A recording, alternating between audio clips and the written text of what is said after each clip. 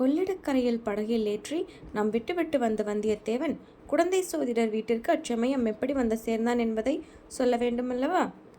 ஆழ்வார்க்கடியான் படகில் ஏறியதை ஆட்சேபித்த சைவ பெரியார் படகு நகரத் தொடங்கியதும் வந்தியத்தேவனை பார்த்து, தம்பி, உனக்காக போனால் போகிறது என்று இவனை ஏற்றிவிட்டேன்.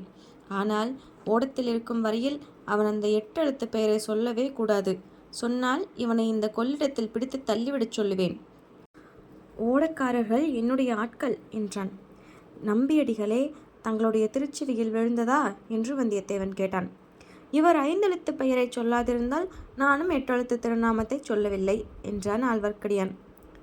சாட்சாத் சிவபெருமானுடைய பஞ்சாட்சர திருநாமத்தை சொல்லக்கூடாது என்று இவன் யார் என்னை தடை செய்வதற்கு? கற்றுனை பூட்டி கடலில் பாய்ச்சினும் நற்றுணையாவது நமச்சிவாயமே என்று சைவ பெரியார் கம்பீர கர்ச்சனை செய்தார். நாடினேன், நாடி நான் கண்டு கொண்டேன் நாராயணா என்னும் நாமமே என்று ஆழ்வார்க்கடியான் உரத்த குரலில் பாடத் தொடங்கினான். சிவ சிவ சிவா என்று சைவர் இருக்காதிலும் கைகளை வைத்து அடைத்து கொண்டார். ஆழ்வார்க்கடியான் பாட்டை நிறுத்தியதும் சைவர் காதில் வைத்திருந்து கைகளை எடுத்தார். ஆழ்வார்க்கடியான் வந்தியத்தேவனை பார்த்து, தம்பி, நீயே அந்த வீர சைவரை கொஞ்சம் கேள். இவர் திருமாலின் பெயரை கேட்பதற்கே இவ்வளவு கஷ்டப்படுகிறாரே. ஸ்ரீரங்கத்தில் பள்ளி கொண்டிருக்கும் பெருமாளின் பாத கமலங்களை அலம்பிவிட்டுத்தான் இந்த கொள்ளிட நதி கீழே வருகிறது. பெருமாளின் பாதம் பட்ட தீர்த்தம் புண்ணிய தீர்த்தம் என்று சிவபெருமான் திருவானைக்காவலில் அந்த தண்ணீரிலேயே மூழ்கி தவம் செய்கிறார் அல்லவா என்று சொல்லுவதற்குள்ளே சைவ பெரியார் மிக வெகுண்டு ஆழ்வார்க்கடியான் மீது பாய்ந்தார். படகில் ஓரத்தில் 2 பேரும் கைகலக்கவே படகு கவிழ்ந்துவிடும் போல் இருந்தது. ஓடக்காரர்களும் வந்தியத்தேவனும் குறுக்கிட்டு அவர்களை விளக்கினார்கள். பக்த சிரோமணிகளே, நீங்கள் இருவரும் இந்த கொள்ளிட வெள்ளத்திலே விழுந்து நேரே மோட்சத்திற்கு போக ஆசைப்படுவதாக தோன்றுகிறது. ஆனால் எனக்கு இன்னும் இந்த உலகத்தில் செய்ய வேண்டிய காரியங்கள் மிச்சமிருக்கின்றன என்றான் வந்தியத்தேவன். ஓடக்காரர்களில் ஒருவன், கொள்ளிடத்தில் விழுந்தால் மோட்சத்திற்கு போவது நிச்சயமோ என்னமோ தெரியாது, ஆனால் முதலியின் வயிற்றுக்குள் நிச்சயமாக போகலாம், அதோ பாருங்கள் என்றான். அவன் சுட்டி காட்டிய இடத்தில் முதலை ஒன்று பயங்கரமாக வாயை திறந்து கொண்டிருந்து காணப்பட்டது. எனக்கு முதலையை பற்றி சிறிதும் அச்சமில்லை. கஜேந்திரனை ரட்சித்த ஆதி மூலமான நாராயணமூர்த்தி எங்கே போய்விட்டார் என்றால் ஆழ்வார்க்கடியான். எங்கே போய்விட்டாரா? பிருந்தாவனத்து கோபிகா ஸ்திரீகளின் சேலை தலைப்பில் ஒருவேளை ஒளிந்து கொண்டிருப்பார் என்றான் சைவர். அல்லது பஸ்மாசுரனுக்கு வரங்கொடுத்துவிட்டு அலறி புடைத்து கொண்டு ஓடியது போல் சிவனுக்கு இன்னொரு சங்கடம் ஏற்பட்டிருக்கலாம். அந்த சங்கடத்திலிருந்து சிவனை காப்பாற்றுவதற்காக திருமால் போயிருக்கலாம் என்றான் நம்பி. திரிபுர சம்ஹாரத்தின் போது திருமால் அடைந்த கர்வ பங்கம் இந்த வைஷ்ணவனுக்கு ஞாபகமில்லை போலிருக்கிறது என்றான் சைவ பெரியார். சுவாமிகளே, நீங்கள் எதற்காகத்தான் இப்படி சண்டை போடுகிறீர்கள் என்று தெரியவில்லை. யாருக்கு எந்த தெய்வத்தின் பேரில் பக்தியோ அந்த தெய்வத்தை வழிபடுவதுதானே என்றான் வந்தியத்தேவன். சைவ பெரியாரும் ஆழ்வார்க்கடியானும் ஏன் அவ்விதம் சண்டையிட்டார்கள், வீரநாராயணபுரத்தில் ஏன் இதே மாதிரியான வாதப்போர் நடந்தது என்பது பற்றி வாசகர்களுக்கு இச்சமயத்தில் சொல்லிவிடுவது உசிதமாயிருக்கும். பழந்தமிழ் நாட்டில் ஏறக்குறைய 600 வருஷ காலம் பௌத்த மதமும் சமண மதமும் செல்வாக்கு பெற்றிருந்தன. இந்த செல்வாக்கினால் தமிழகம் பல நலங்களை ஈட்டியது. சிற்பம், சித்திரம், கவிதை, காவியம் முதலிய கலைகள் தலை தோங்கின. பின்னர் ஆழ்வார்களும் நாயன்மார்களும் தோன்றினார்கள். அமுதொழுகும் தெய்வ தமிழ் பாசுரங்களை பொழிந்தார்கள். வைஷ்ணவத்தையும் சைவத்தையும் தழைத்தோங்கச் செய்தார்கள். இவர்களுடைய பிரச்சார முறை மிகச் சக்தி வாய்ந்ததாயிருந்தது. சமய பிரச்சாரத்திற்கு சிற்பக்கலையுடன் கூட இசைக்கலையையும் பயன்படுத்தி கொண்டார்கள். ஆழ்வார்களின் பாசுரங்களையும் மூவர் தேவார பண்களையும் தேவகானத்தையொத்த இசையில் அமைத்து பலர் பாடத் தொடங்கினார்கள். இந்த இசைப்பாடல்கள் கேட்போர் உள்ளங்களை பரவசப்படுத்தி பக்தி வெறியை ஊட்டின. ஆழ்வார்களின் பாடல் பெற்ற விஷ்ணு ஸ்தலங்களும் மூவரின் பாடல் பெற்ற சிவஸ்தலங்களும் புதிய சிறப்பையும் புனிதத்தன்மையும் அடைந்தன. அதற்கு முன் செங்கல்லாலும் மரத்தினாலும் கட்டப்பட்டிருந்த ஆலயங்கள் புதுப்பித்து கற்றளிகளாக கட்டப்பட்டன. இந்த திருப்பணியை விஜயாலய சோழன் காலத்திலிருந்து சோழ மன்னர்களும் சோழ மன்னர் குடும்பத்தைச் சேர்ந்தவர்களும் வெகுவாக செய்து வந்தார்கள். அதே சமயத்தில் கேரள நாட்டில் ஒரு விசேஷ சம்பவம் நடந்தது. காலடி என்னும் இடத்தில் ஒரு மகான் அவதரித்தார். இளம் பிராயத்தில் அவர் உலகை துறந்து சந்நியாசியானார். வடமொழியில் உள்ள சகல சாஸ்திரங்களையும் படித்து கரை கண்டார். வேதோபனிஷதம் பகவத்கீதை, பிரம்மசூத்திரம் இவற்றின் அடிப்படையில் அத்வைத வேதாந்த கொள்கையின் கொடியை நாட்டினார். வடமொழியில் பெற்றிருந்த வித்வத்தின் உதவியினால் பாரத தேசம் முழுவதும் திக்விஜயம் செய்து ஆங்காங்கு 8 அத்வைத மடங்கள் ஸ்தாபனம் செய்தார். இவருடைய கொள்கையை அவலம்பித்த அத்வைத சந்நியாசிகள் நாடெங்கும் பரவிச் செய்தார்கள். இவ்விதம் தமிழ்நாட்டில் நம் கதை நடந்த காலத்தில், அதாவது சுமார் 980 வருஷங்களுக்கு முன்பு பெரியதொரு சமய கொந்தளிப்பு ஏற்பட்டிருந்தது. இந்த கொந்தளிப்பிலிருந்து தீங்கு தரும் அம்சங்கள் சிலவும் தோன்றி பரவின. வீர வைஷ்ணவர்களும் வீர சைவர்களும் ஆங்காங்கு முளைத்தார்கள். இவர்கள் கண்ட இடங்களில் எல்லாம் சண்டையில் இறங்கினார்கள். இந்த வாத போர்களில் அத்வைதிகளும் கலந்து கொண்டார்கள். சமயவாத போர்கள் சில சமயம் அடிதடி சண்டையாக பரிணமித்தன. அந்த காலத்து சைவ வைஷ்ணவ போரை விளக்கும் அருமையான கதையொன்று உண்டு. ஸ்ரீரங்கத்து வைஷ்ணவர் ஒருவர் திருவானைக்காவல் ஆலய வெளிச்சுவரின் ஓரமாக போய்க் கொண்டிருந்தார். தலையில் திடீரென்று ஒரு கல் விழுந்தது. காயமாகி இரத்தமும் கசிந்தது. வைஷ்ணவர் அண்ணாந்து பார்த்தார். கோபுரத்தில் ஒரு காக்கை உட்கார்ந்தபடியால் அந்த பழைய கோபுரத்தின் கல் இடிந்து விழுந்திருக்க வேண்டும் என்று அறிந்தார். உடனே அவருக்கு காயமும் வழியும் மறந்து போய் ஒரே குதூகலம் உண்டாகிவிட்டது. ஸ்ரீரங்கத்து வீர வைஷ்ணவ காக்கையே, திருவானைக்காவல் சிவன் கோயிலை நன்றாய் இடித்து தள்ளு என்றாராம். அந்த நாளில் இத்தகைய சமய வேற்றுமை மனப்பான்மை மிக பரவியிருந்தது. இதை தெரிந்து கொள்ளுதல் பின்னால் இந்த கதையை தொடர்ந்து படிப்பதற்கு அனுகூலமாயிருக்கும். ஓடம் அக்கரை சென்றதும் சைவப்பெரியார் ஆழ்வார்க்கடியானை பார்த்து, நீ நாசமாய் போவாய் என்று கடைசி சாபம் கொடுத்துவிட்டு தம் வழியே போனார். வந்தியத்தேவனுடன் வந்த கடம்பூர் வீரன் பக்கத்தில் உள்ள திருப்பனந்தாளுக்கு சென்று குதிரை சம்பாதித்து வருவதாக சொல்லி போனான். ஆழ்வார்க்கடியானும் வந்தியத்தேவனும் ஆற்றங்கரையில் அரச மரத்தின் அடியில் உட்கார்ந்தார்கள். அந்த மரத்தின் விலாசமான அடர்ந்த கிளைகளில் நூற்றுக்கணக்கான பறவைகள் மதுரமான கலகலத்வனி செய்து கொண்டிருந்தன. வந்தியத்தேவனும் நம்பியும் ஒருவருடைய வாயை ஒருவர் பிடுங்கி ஏதாவது விஷயத்தை கிரகிக்க விரும்பினார்கள். முதலில் சிறிது நேரம் சுற்றி வளைத்து பேசினார்கள். ஏன் தம்பி, கடம்பூர் மாளிகைக்கு என்னை அழைத்து போகாமல் விட்டுவிட்டு போனாயல்லவா? நான் போவதே பெரிய கஷ்டமாய் போய்விட்டது நம்பிகளே. அப்படியா? பின் எப்படித்தான் போனாய்? ஒருவேளை போகவில்லையோ? போனேன். ஒரு காரியத்தை உத்தேசித்து விட்டால் பின்வாங்கி விடுவேனா? வாசற்காவலர்கள் தடுத்தார்கள். குதிரையை ஒரு தட்டு தட்டி உள்ளே விட்டேன். தடுத்தவர்கள் அத்தனை பேரும் உருண்டு தரையில் விழுந்தார்கள். பிறகு அவர்கள் என்னை சூழ்ந்து கொள்வதற்குள் என் நண்பன் கந்தன்மாறன் ஓடி வந்து என்னை அழைத்து போனான். அப்படித்தான் இருக்கும் என்று நினைத்தேன். மிக தைரியசாலினி. அப்புறம் என்ன நடந்தது? யார் யார் வந்திருந்தார்கள்? எத்தனையோ பிரமுகர்கள் வந்திருந்தார்கள். அவர்களுடைய பெயரெல்லாம் எனக்கு தெரியாது. பழுவேட்டரையர் வந்திருந்தார். அவருடைய இளம் மழையாலும் வந்திருந்தாள்.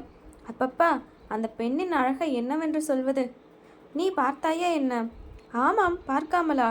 என் நண்பன் கந்தன்மாறன் என்னை அந்தப்புறத்துக்கு அழைத்துச் சென்றான். அங்கே பார்த்தேன். அவ்வளவு ஸ்திரீகளிலும் பழுவேட்டரையரின் இளையராணிதான் பிரமாத அழகுடன் விளங்கினாள். மற்ற கருநிறத்தின் மங்கையருக்கு நடுவில் அந்த ராணியின் முகம் பூர்ணச்சந்திரனை போல் பொழிந்தது.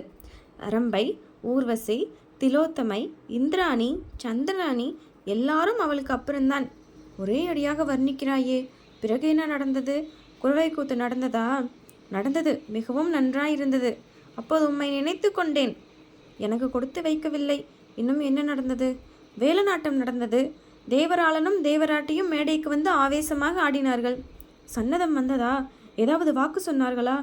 ஆஹா, நினைத்த காரியம் கைகூடும், மழை பெய்யும் என்றெல்லாம் சன்னதக்காரன் சொன்னான்.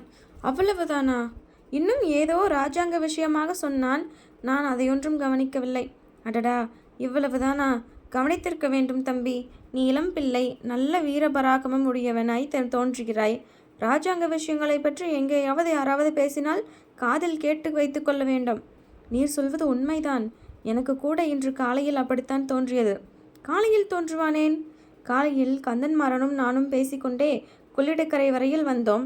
ராத்திரி நான் படுத்து தூங்கிய பிறகு கடம்பூர் மாளிகைக்கு வந்திருந்த விருந்தாளிகள் கூட்டம் போட்டு ஏதேதோ ராஜாங்க விஷயம் பேசிக்கொண்டார்களாம்.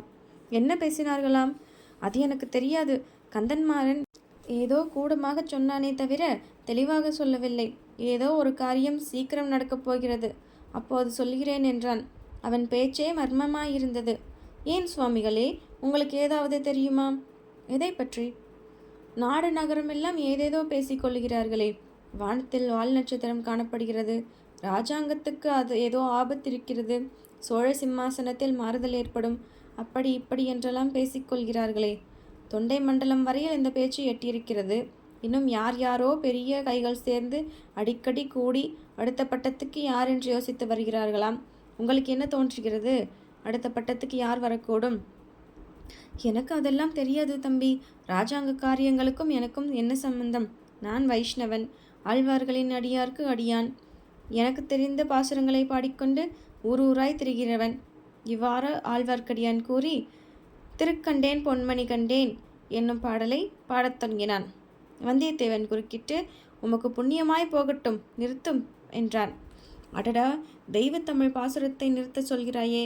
ஆழ்வார்க்கடியான் நம்பிகளே, எனக்கு ஒரு சந்தேகம் உதித்திருக்கிறது, அதை சொல்லட்டுமா? நன்றாய் சொல்லு. தடியை தூக்கி கொண்டு அடிக்க வர மாட்டீரே? உன்னையா? உன்னை அடிக்க என்னால் முடியுமா? உம்முடைய வைஷ்ணவம், பக்தி, ஊர்த்தவ புண்டரம், பாசுர பாடல் எல்லாம் வெறும் வேஷம் என்று சந்தேகிக்கிறேன். ஐயையோ, இது என்ன பேச்சு? அபச்சாரம், அபச்சாரம். அபச்சாரமும் இல்லை, உபசாரமும் இல்லை. உம்முடைய பெண்ணாசையை மறப்பதற்காக இந்த மாதிரி வேஷம் போடுகிறீர். உம்மை போல் இன்னும் சிலரையும் நான் பார்த்திருக்கிறேன். பெண்ணாசை பித்து பிடித்து அழைகிறவர்கள். அப்படி என்னதான் பெண்களிடம் காண்கிறீர்களோ அதுதான் எனக்கு தெரியவில்லை. தம்பி, பெண் பித்து பிடித்து அழைகிறவர்களில் சிலர் உண்டு. ஆனால் அவர்களோடு என்னை சேர்க்காதே. நான் வேஷதாரி அல்ல. அப்படியானால் பல்லக்கில் வந்து அந்த பெண்ணிடம் ஓலை கொடுக்கும்படி என்னை ஏன் கேட்டீர்? அதிலும் இன்னொரு மனுஷன் மனம் புரிந்து கொண்ட பெண்ணிடம் மனதை செலுத்தலாமா? நீ கடம்பூர் மாளிகைக்கு வரவேண்டும் என்று சொன்னதும் அவளை பார்ப்பதற்குத்தானே? இல்லை என்று சொல்ல வேண்டாம். இல்லை என்று சொல்லவில்லை. ஆனால் நீ கூறிய காரணம் தவறு. வேறு தகுந்த காரணம் இருக்கிறது. அது பெரிய கதை. குதிரை இன்னும் வரக்கானோம். அந்த கதையைத்தான் சொல்லுங்களேன், கேட்கலாம். கதை என்றால் கற்பனை கதையல்ல, உண்மையாக நடந்த கதை. அவசியம் சொல்லத்தான் வேண்டுமா? இஷ்டமிருந்தால் சொல்லும். ஆம், சொல்கிறேன். மறுபடியும் உன்னிடம் ஏதாவது உதவி கோரும்படியாயிருந்தாலும் இருக்கும். அப்போது தட்டாமல் செய்வாய் அல்லவா? நியாயமாயிருந்தால் செய்வேன். உங்களுக்கு இஷ்டமில்லாமல் விட்டால் ஒன்றும் சொல்ல வேண்டாம். உன்னிடம் கட்டாயம் சொல்லியே தீர வேண்டும். அந்த இரணியாசுரன் பழுவேட்டரையரின் இளம் மனைவி இருக்கிறாளே, நான் ஓலை கொண்டு போகச் சொன்னேனே, அவள் பெயர் நந்தினி.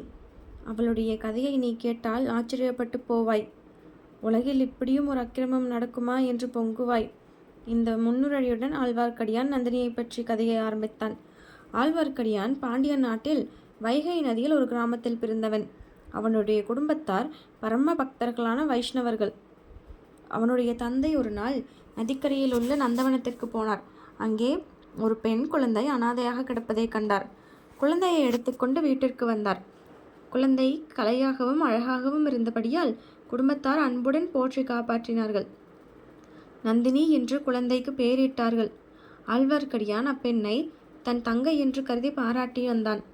நந்தினிக்கு பிராயம் வளர்ந்தது போல் பெருமாளிடம் பக்தியும் வளர்ந்து வந்தது. அவள் மற்றொரு ஆண்டாள் ஆகி பக்தர்களை எல்லாம் ஆட்கொள்ளப் போகிறாள் என்று அக்கம் பக்கத்தில் உள்ளவர்கள் நம்பினார்கள். இந்த நம்பிக்கை ஆழ்வார்க்கடியானுக்கு அதிகமாயிருந்தது. தந்தை இறந்த பிறகு அப்பெண்ணை வளர்க்கும் பொறுப்பை அவனே ஏற்றுக்கொண்டான். இருவரும் ஊர் ஊராக சென்று ஆழ்வார்களின் பாசுரங்களை பாடி வைஷ்ணவத்தை பரப்பி வந்தார்கள்.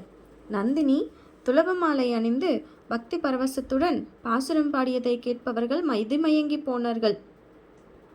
ஒரு சமயம் ஆழ்வார்க்கடியான் திருவேங்கடத்துக்கு யாத்திரை சென்றான். திரும்பி வர காலதாமதமாகிவிட்டது. அப்போது நந்தினிக்கு ஒரு விபரீதம் நேரிட்டது. பாண்டியர்களுக்கும் சோழர்களுக்கும் இறுதி பெரும்போர் மதுரைக்கு அருகில் நடந்தது. பாண்டியன் சேனை சர்வநாசமடைந்தது.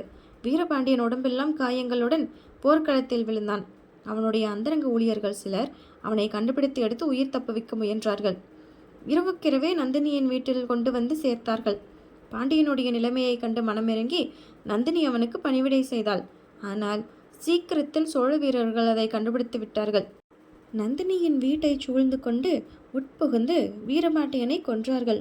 நந்தினியின் அழகை கண்டு மோகித்து பழுவேட்டரையர் அவரை சிறைப்பிடித்து கொண்டு போய்விட்டார்.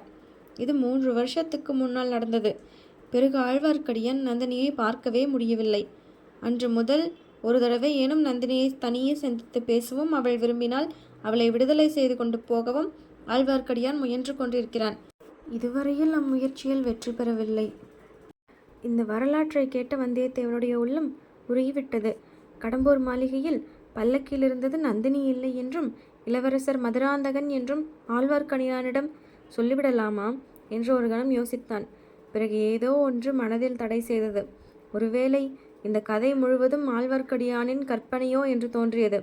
ஆகையால் கடம்பூர் மாளிகையில் தான் அறிந்து கொண்ட ரகசியத்தை சொல்லவில்லை. அப்போது சற்று தூரத்தில் கடம்பூர் வீரன் குதிரையுடன் வந்து கொண்டிருந்தான். தம்பி, எனக்கு நீ உதவி செய்வாயா என்று ஆழ்வார்க்கடியான் கேட்டான். நான் என்ன உதவி செய்ய வேண்டும்? பழுவேட்டரையர் இந்த சோழ பேரரசையே ஆட்டுவிக்கும் ஆற்றலுடையவர். நானோ ஒரு செல்வாக்கும் இல்லாத தன்னந்தனி ஆள். என்னால் என்ன செய்ய முடியும் என்று வந்தியத்தேவன் ஜாக்கிரதையாகவே பேசினான். பிறகு, நம்பிகளே, இராஜாங்க காரியங்களை பற்றி உமக்கு ஒன்றுமே தெரியாது என்றா சொல்கிறீர்கள்? சுந்தரச்சோழ மகாராஜாவுக்கு ஏதாவது நேர்ந்துவிட்டால் அடுத்த பட்டத்துக்கு உரியவர் யார் என்று உம்மால் சொல்ல முடியாதா என்றான். அதெல்லாம் எனக்கு என்ன தெரியும் தம்பி? குடந்தை சோசியரை கேட்டால் ஒரு வேளை சொல்வார். ஓஹோ, குடந்தை சோதிடர் உண்மையிலேயே அவ்வளவு கெட்டிக்காரர் தானா? அசாத்திய கெட்டிக்காரர். சோதிடமும் பார்த்து சொல்வார், மனந்தையும் அறிந்து சொல்வார். உலக விவகாரங்களை அறிந்து அதற்கேற்பவும் ஆருடம் சொல்வார். அப்படியானால் அவரை பார்த்துவிட்டு போக வேண்டியதுதான் என்று வந்தியத்தேவன் மனதில் தீர்மானித்து கொண்டான். ஆதி காலத்திலிருந்து மனித குலத்துக்கு வருங்கால நிகழ்ச்சிகளை அறிந்து கொள்வதில் பிரம்மை இருந்து வருகிறது. அரசர்களுக்கும் அந்த பிரம்மையுண்டு, ஆண்டிகளுக்கும் உண்டு, அறிவிச்சிறந்த மேதாவிகளுக்கும் உண்டு, மூடமதியினர்களுக்கும் உண்டு. இத்தகைய பிரம்மை பல அபாயங்களுக்கு துணிந்து அரசாங்க அந்தரங்க பணியை நிறைவேற்றுவதற்காக பிரயாணம் செய்து கொண்டிருந்த நம்முடைய வாலிப வீரனுக்கும் இருந்ததில் ஆச்சரியமில்லை அல்லவா? வல்லவரையனின் பயணம் தொடரும். நன்றி.